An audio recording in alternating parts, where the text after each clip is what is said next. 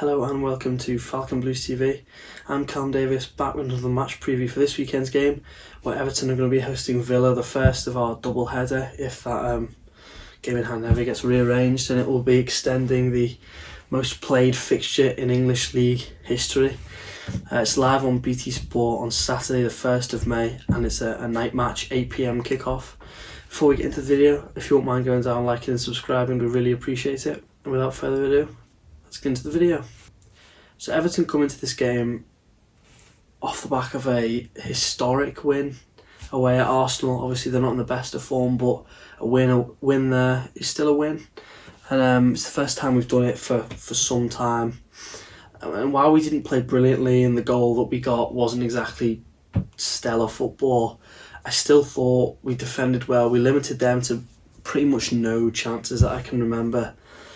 And obviously, while we were quite blunt going forwards, I feel like we were very close to getting it right, which is something that I can't really have said for Everton in recent weeks, because we've looked quite poor, both defensively, shaky as we did against Spurs, but also then we've not been able to go forwards. This time, at least we had the defending right, and I feel like that was in part to having Godfrey at centre-back in a back two. That's something that I don't think we've really seen yet, because always Keane or Mina has been fit. Obviously Mina was just kind of returning from a bit of an injury, I think, and Keane was out for the game. So I thought Holgate and Godfrey were really impressive in centre back. Villa, on the other hand, were obviously quite fortunate to come away with a point against West Brom, who will most likely go down now. They scored like a last minute equaliser, and it kind of continues what's been not a brilliant vein of form for Villa. I think they've won 1 of their last 9, which isn't brilliant, but Everton's home form is also not great. We've won 1 of our last 8, I think, or I think it might be the other way around. Villa have won 1 of their last 8 in general, and we've won 1 of our last 9 at Goodison Park. That sounds more appropriate. So while I initially thought that this would be a really tough game, because Villa seemed like they were doing really well this season, actually isn't as tough as it may initially seem. They're obviously not in the best of form, but they're obviously solid at the back. I think they have the joint 3rd least goals conceded in the league and the 2nd most clean sheets, behind City and Chelsea, I think it will be. They've got 14 clean sheets.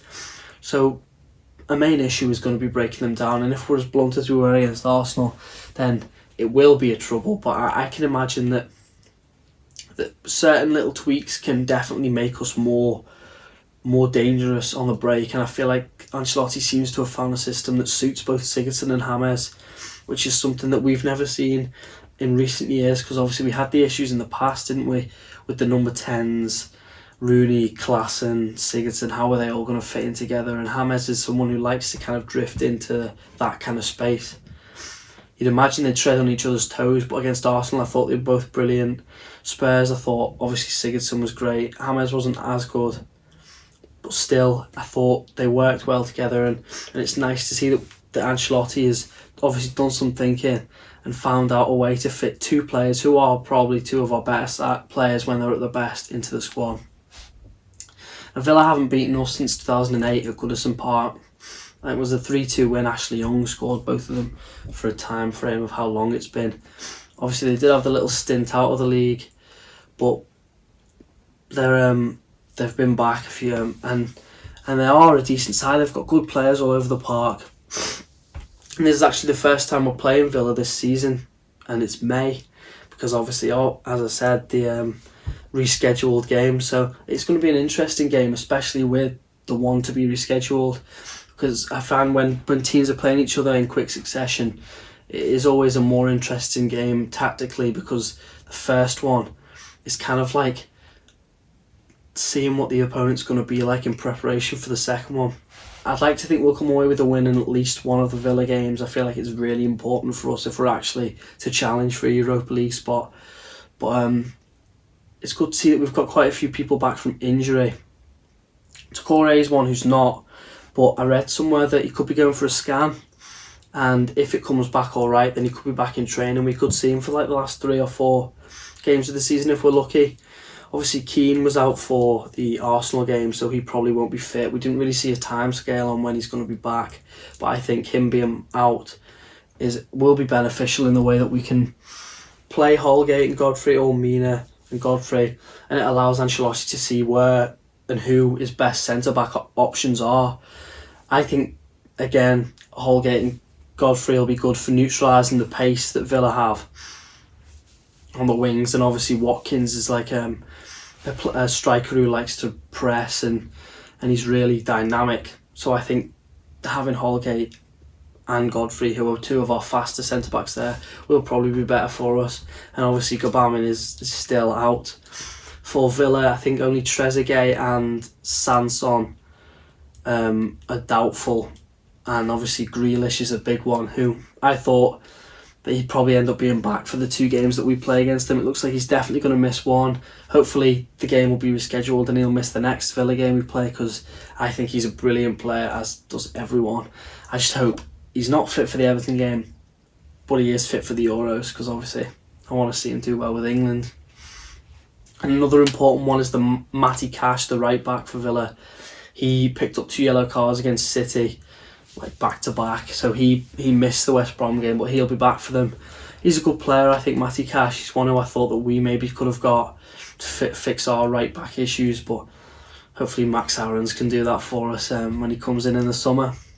I think Ancelotti with the team, though, I don't think he'll change a great deal. I think the only person who we could see come out is Andre Gomez, because I personally didn't think he was great against Arsenal, and he also wasn't great the game before that against Spurs. I'd like to see him come out for Davies if he's fit, which, seeing as he was on the bench last time out, he will be. So you'd imagine it'd be same back 5, Pickford, Dean, Holgate, Godfrey, Coleman, and then a midfield 3 of Alan, Sigurdsson, and then, as I said, hopefully Davies, but if not, Gomez. And then the front 3 will be Calvert-Lewin, James and Richarlison. Now Richarlison's going to play on the left or the right, and I think it depends on where Ancelotti wants Sigurdsson or James to play. If he wants James in the hole, then Sigurdsson will be on the left and Richarlison will be on the right. But if he wants Sigurdsson in number 10, then it'll obviously be James on the right and Richarlison on the left. It's quite interchangeable, and I think that's what's made this number 10 system so well, the fact that those number 10s can also play in wide areas and come inside well. As for Villa, they have a pretty set core of their team. Martinez in goal, who is such a good goalkeeper, and I cannot believe Arsenal let him go. The back 4, obviously Cash is back, and Mings and Conte, you always see them at the back. While they are good defenders, I think Mings definitely has a mistake in him. I think if we press him properly, we can definitely squeeze a mistake out of him.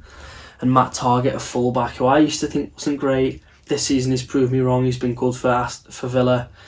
And then the holding midfield of McGinn and Douglas Luiz, I think they're both great players as well. I think they have quality all over the field. Obviously they signed Bertrand Traoré in the summer, and he's come in and he's been a bit hit and miss, but when he's on it, I think he'll be really difficult to defend against. He's really tricky, pacey winger. And El Ghazi will most likely start on the other side. I think he scored against us in the reverse fixture, or last season he scored against us. So he's got a bit of history with us.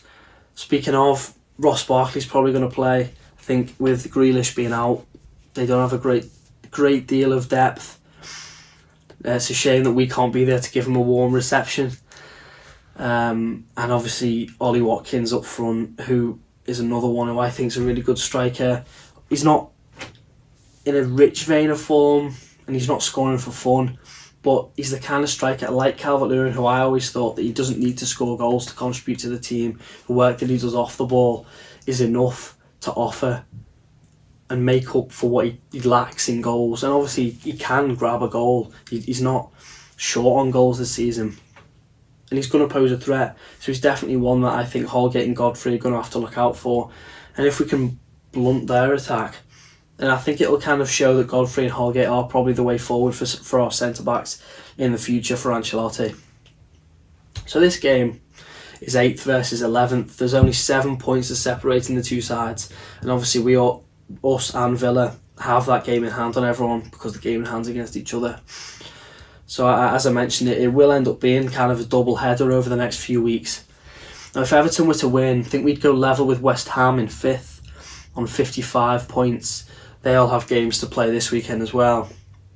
But that could be a really huge step for us in actually looking like we're going to be getting into the actual Europa League proper, rather than this Europa Conference League. While I wouldn't mind any form of Europe, if I had to pick, the Europa League would obviously be the one.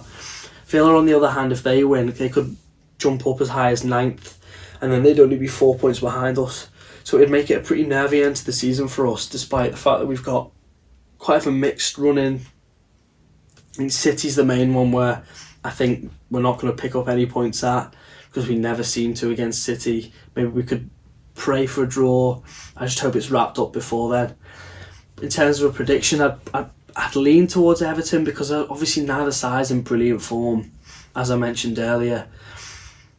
I like to think we'll keep another clean sheet, but it depends whether Holgate and Godfrey can actually stay concentrated and we don't see any more blunders like we did in the last home match against Spurs.